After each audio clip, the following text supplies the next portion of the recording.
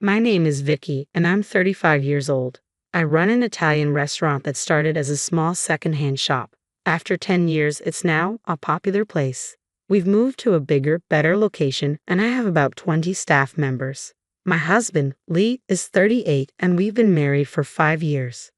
Lee was one of our regular customers when the restaurant was still small. At first, I thought he was just trying to get attention, but as he kept coming, we became friends. I had a boyfriend at the time, but we broke up because he cheated on me.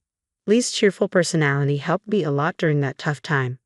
Eventually, Lee and I started dating, and our relationship went smoothly. We introduced each other to our families, and getting married felt like the next natural step. Lee started helping out at the restaurant when we got engaged. After our wedding, he quit his job and joined the restaurant full-time. With his background in business and finance, he became like a manager, and I rely on him a lot.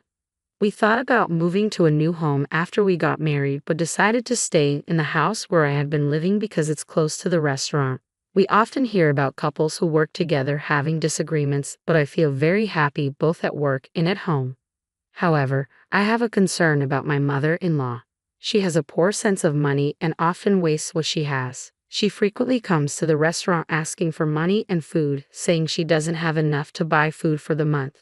I'm really in trouble, just lend me $100. I'll definitely pay you back at some point. Mother-in-law, you said the same thing last time. You haven't paid back the money I've lent you so far. I can't lend you anymore. Oh really? Well, I'll just take the leftovers from the restaurant for a while. I can't do that either. We have a policy against taking home the leftovers, and we try to minimize food waste. How heartless can you be? We're family. You could give me something secretly. What am I supposed to do now? Isn't Lee the owner here? That makes me like the chairwoman, right? You're not the person to talk to. Bring out my son. No, that's not correct. I am in charge of the restaurant, and Lee is out on other business. You're causing inconvenience to the other customers, so could you please leave for today? I will ask Lee to contact you later. My mother-in-law always behaves like this and doesn't listen to me. Although Lee is technically an employee under me, she thinks he owns the restaurant. Lee's family used to run their own business, but his parents mismanaged their finances. They spent the revenue on their salaries and bonuses, and his mother spent extravagantly on trips and luxury goods, leading to huge deficits. Lee went to university on a scholarship hoping to save the family business, but it was too late. Just before he graduated, the business went bankrupt and his parents declared personal bankruptcy. Lee had to handle the procedures afterward. By the time we got married, his parents had changed their ways and were leading a frugal life. However, after his father's death, his mother received inheritance and insurance money and started spending recklessly again, leading to the current situation. Lee usually dealt with his mother, but as our restaurant prospered, he started spending less time there, leaving it to me and the staff. Sometimes, his mother would show up unexpectedly, like today when Lee wasn't at work, leaving me to deal with her. One day, I left the restaurant to check out a rival store across the street. While eating and observing the surroundings, I spotted Lee outside the store, arm in arm with an unknown woman. I quickly paid my bill, abandoned my meal, and rushed outside with my heart pounding. I discreetly followed them, thinking there must be some mistake. But then, to my dismay, I watched them enter a motel, laughing happily. The shock left me in a daze, but soon, anger began to well up.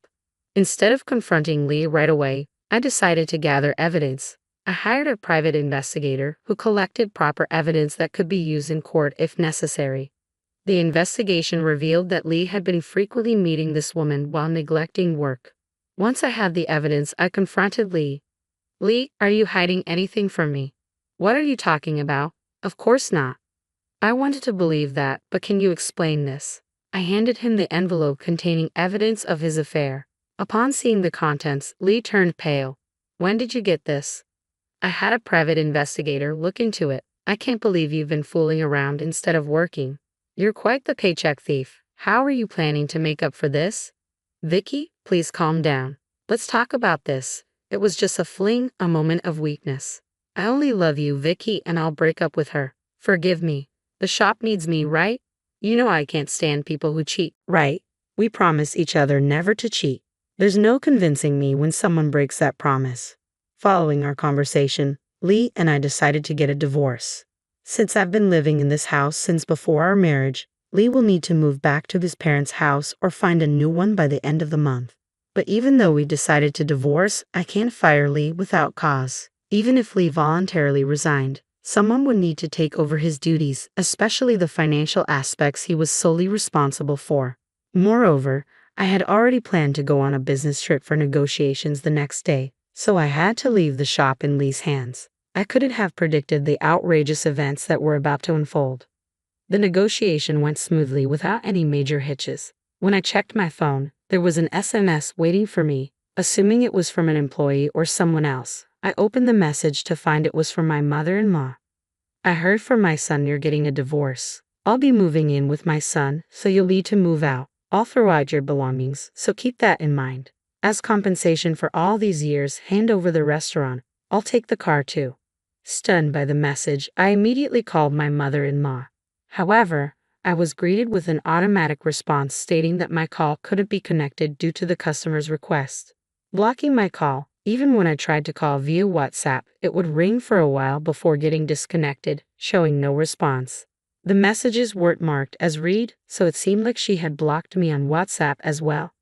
I tried to reach out to the shop too, but couldn't get through as it was lunchtime and busy. Unable to bear staying where I was, I decided to rush back to the restaurant. Meanwhile, my mother-in-law, as she had declared she would do, had thrown away all of my belongings in the house, taken my luxury car for a joyride, and was heading towards the restaurant. When my mother-in-law arrived at the restaurant, she barged into the back office, ignoring the protests of the staff.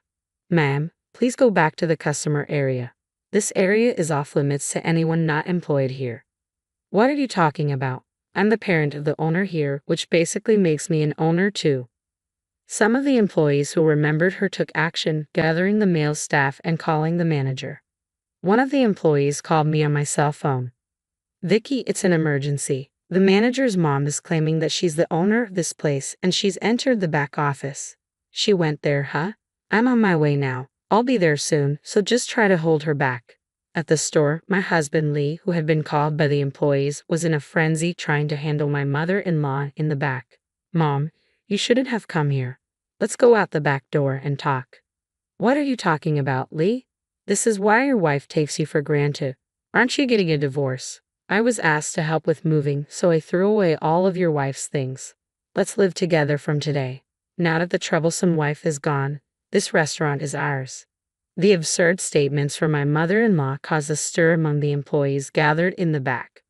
"What are you saying, Mom? It's me who's leaving, not Vicky." "But Lee, you said you wanted to live with me. You're the owner of this place, and the house is yours too, right?" The employees, realizing the situation, were furious. When I arrived back in a hurry, I found my mother-in-law and husband being confronted by the employees at the back office entrance. "What have you done with our boss? This isn't your restaurant." Apologizing, I decided to explain the truth to my mother-in-law once again. "Mother-in-law, as I've explained before, this restaurant was originally opened by my parents. My father passed away before I became an adult, and since then, my mother has been running the place. When I got engaged, she had a car accident and became wheelchair-bound due to the after effects, so she couldn't come here. My younger brother and his wife decided to take care of my mother, and I took over the restaurant with the long-standing staff members to protect it. Lee started helping with this place around that time. But Lee is the manager and you're the owner, right? So this restaurant should belong to my son." The word manager can refer to both a position above the owner as well as a position below. It depends on the company. "You're lying." Lee was involved in managing the store's finances and operations. If he isn't in a higher managerial position, then what is he? He was managing the finances because I'm not good with money, and he's good at it because he graduated with a degree in economics. So I asked him to handle it. But he's not the owner of this restaurant. He's my subordinate. And I'm not the owner either. I'm just a hired manager. The ownership is still with my mother, and she holds the final decision on the business policy. Then I'll settle for just the house and the car. Give them to me. I heard from my son that you're paying the property tax, so there's no excuse.